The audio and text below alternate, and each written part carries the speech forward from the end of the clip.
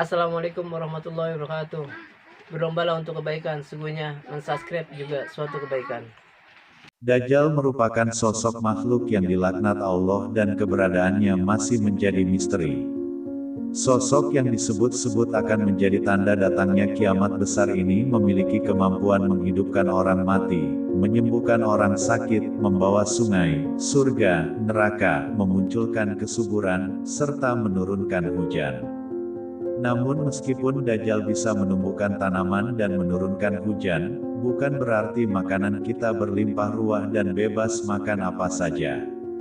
Khususnya kaum muslim, mereka akan mengkonsumsi makanan yang berbeda dengan yang ada saat ini. Seperti apa? Berikut ulasannya. Pada saat kemunculannya nanti, Dajjal akan menimbulkan huru-hara di muka bumi. Bahkan bumi dan langit pun enggan untuk berbagi rezeki untuk manusia. Selama 3 tahun berturut-turut, manusia akan mengalami paceklik panjang menandai kemunculan Dajjal. Hal ini dijelaskan di dalam hadits yang dijelaskan oleh Syekh Al-Albani sebagai berikut.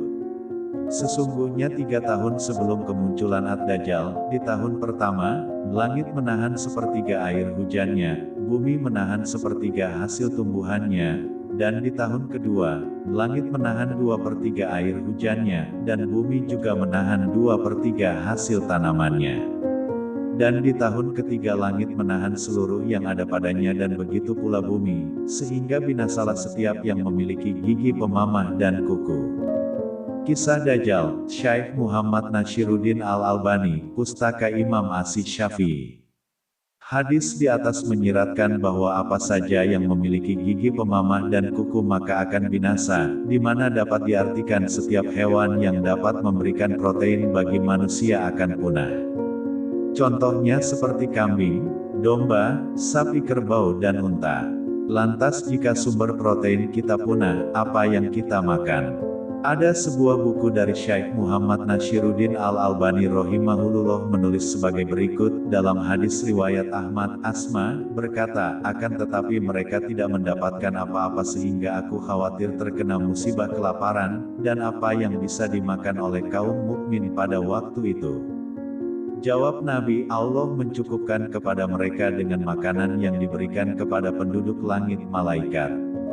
Hadis Ahmad 26298. Tapi terpikirkah Anda bahwa malaikat tidak makan dan tidak minum, lalu bagaimana orang mukmin untuk menyambung hidupnya? Ternyata Islam sudah menyiapkan jawabannya. Asma berkata, wahai Nabi Allah, bahwasanya malaikat tidak makan dan tidak minum. Jawab Nabi, akan tetapi mereka membaca tasbih dan mensucikan Allah, dan itulah makanan dan minuman kaum beriman saat itu, tasbih dan takdis. Hadis riwayat Abdul Razak At-Tayalisi, Ahmad Ibnu Asakir. Penghuni langit atau malaikat terbiasa setiap hari dengan melantunkan tasbih, maka dari itu Rasulullah Shallallahu Alaihi Wasallam menjelaskan bahwa makanan kaum mukmin pada masa itu ialah berupa makanan yang sama dengan penghuni langit berupa tasbih dan takdis. Dari hadis tersebut terlihat jelas betapa pentingnya peran zikir dalam hidup kita. Bahkan jika dilakukan dengan baik dan benar, maka itu bisa menggantikan fungsi makanan khususnya protein yang pada masa itu menjadi barang langka. Wallahu a'lam.